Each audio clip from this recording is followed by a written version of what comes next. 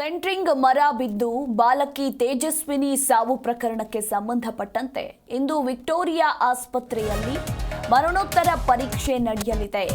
ಇನ್ನು ಮರಣೋತ್ತರ ಪರೀಕ್ಷೆ ಮುಗಿದ ಬಳಿಕ ತೇಜಸ್ವಿನಿ ಮೃತದೇಹವನ್ನು ಕುಟುಂಬಸ್ಥರಿಗೆ ಹಸ್ತಾಂತರ ಮಾಡಲಾಗುತ್ತೆ. ನಿನ್ನೆ ಮಧ್ಯಾಹ್ನ 12:30 ಸುಮಾರಿಗೆ ನಡೆದಿದ್ದಂತಹ ದುರ್ಘಟನೆ ಇದು.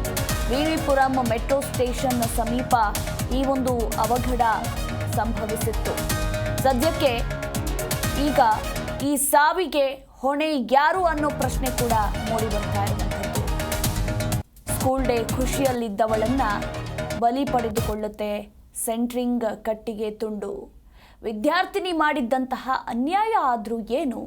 ಈ ಸಾವಿಗೆ ಸದ್ಯಕ್ಕೀಗ ಹೊಣೆ ಯಾರು? ಯಾಕೆ ಬೇಜವಾಬ್ದಾರಿ ಅಂತ ನಿರ್ಮಾಣ ಹಂತದ ಕಟ್ಟಡದಿಂದ ಸೆಂಟ್ರಿಂಗ್ ಮರದ ತುಂಡು ಬಿದ್ದು ನಿನ್ನೆ ನೋಡಿ ಆ ಬಾಲಕಿಯ ಫೋಟೋವನ್ನು ಕೂಡ ನಾವು ನಿಮಗೆ ತೋರಿಸ್ತಾ ಇದ್ದೀವಿ. ಎಷ್ಟು ಮುದ್ದಾಗಿದ್ದಾಳೆ. 10ನೇ ತರಗತಿಯ ವಿದ್ಯಾರ್ಥಿನಿಗೆ ದಾರುಣವಾಗಿ ನಿನ್ನೆ ವಿವಿಪುರಂ ಠಾಣಾ ವ್ಯಾಪ್ತಿಯಲ್ಲಿ ಸಾವನ್ನಪ್ತಾಳೆ. ಸದ್ಯಕ್ಕೆ ಇವತ್ತು ವಿಕ್ಟೋರಿಯಾ ಆಸ್ಪತ್ರೆಯಲ್ಲಿ ಮರಣೋತ್ತರ ಪರೀಕ್ಷೆ ನಡೆದು ತದನಂತರ ಮೃತದೇಹವನ್ನು ಅವರ ಕುಟುಂಬಸ್ಥರಿಗೆ ಹಸ್ತಾಂತರ ಮಾಡಲಾಗುತ್ತೆ ಅನ್ನೋದರ ಕುರಿತಾಗಿ ಮಾಹಿತಿ ಇರುವಂಥದ್ದು.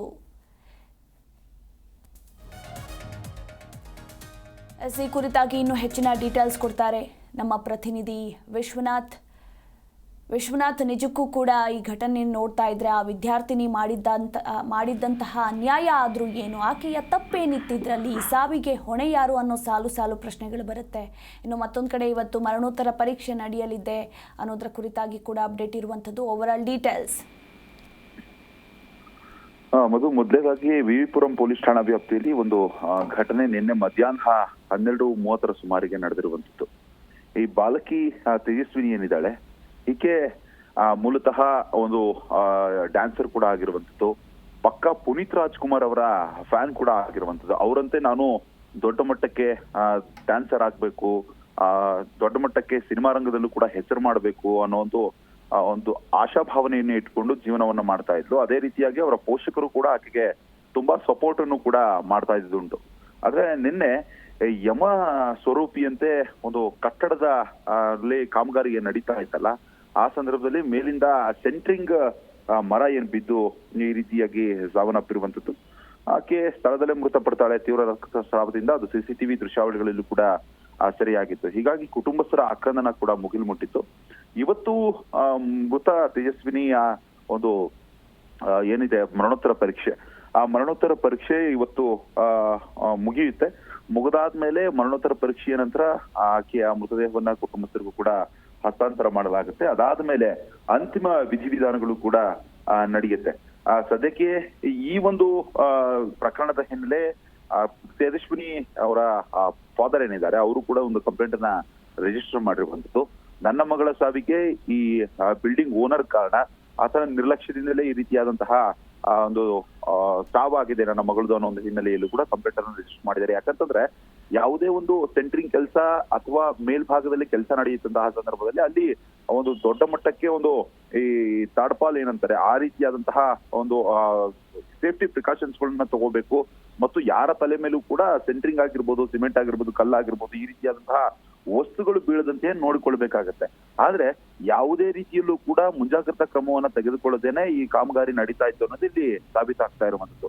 ಈ ಹಿನ್ನೆಲೆಯಲ್ಲಿ ಕಟ್ಟಡ ಮಾಲೀಕನ ವಿರುದ್ಧವಾಗಿ ಒಂದು ಕಂಪ್ಲೇಂಟ್ ರಿಜಿಸ್ಟರ್ ಆಗಿರುವಂತದ್ದು. ಪ್ರಕರಣವನ್ನು ಕೂಡ ದಾಖಲು ಮಾಡಿಕೊಂಡು ಪೊಲೀಸರು ತನಿಖೆಯನ್ನ ನಡೆಸ್ತಾ ಇರುವಂತದ್ದು. ಆದ್ರೆ ಇಲ್ಲಿ ಬಾಳಿ ಬದುಕಬೇಕಾಗಿದ್ದಂತಹ 15 ವರ್ಷದ ಬಾಲಕಿ ಈ ರೀತಿಯಾಗಿ ದುರಂತವಾಗಿ ಮೃತಪಡ್ತಾಳೆ ಅಂತಂದ್ರೆ ನಿಜವಾಗ್ಲೂ ಕೂಡ ಅವರ ಕುಟುಂಬಸ್ಥರಿಗೆ ಕಣ್ಣೀರಿನಲ್ಲಿ ಕೈ ತೊಳೆಯುವಂತಹ ಪರಿಸ್ಥಿತಿ ನಿರ್ಮಾಣ ಆಗಿದೆ.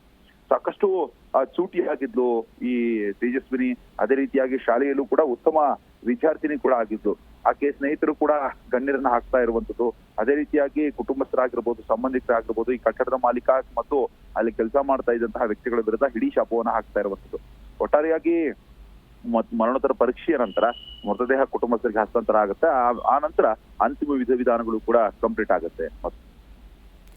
ಥ್ಯಾಂಕ್ ಯು ವಿಶ್ವನಾಥ್ ನಿಮ್ಮೆಲ್ಲ ಮಾಹಿತಿಗಾಗಿ.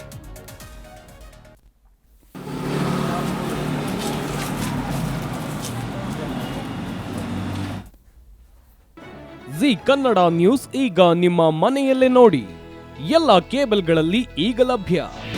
ನಿಮ್ಮ ನೆಚ್ಚಿನ ಜೀ ಕನ್ನಡ ನ್ಯೂಸ್ ಈಗ ಸನ್ ಡೈರೆಕ್ಟ್ ನಲ್ಲಿ number 292, Tata play number 1664, Jio TV number 1334, NXT digital number 30, in cable number 30, city networks 51, U digital number 162, GTPL number 17, Rockline telecommunications number 42, Shri Basaveshwara cable number 168, rural cable network 60, Vinayaka digital 57, Abhishek cable 821, city channel 53, Siddeshwara cable network 57, V4 digital Infotech 628, Surya digital networks 53, Gajanan digital number 836, Malnad Infotech private limited number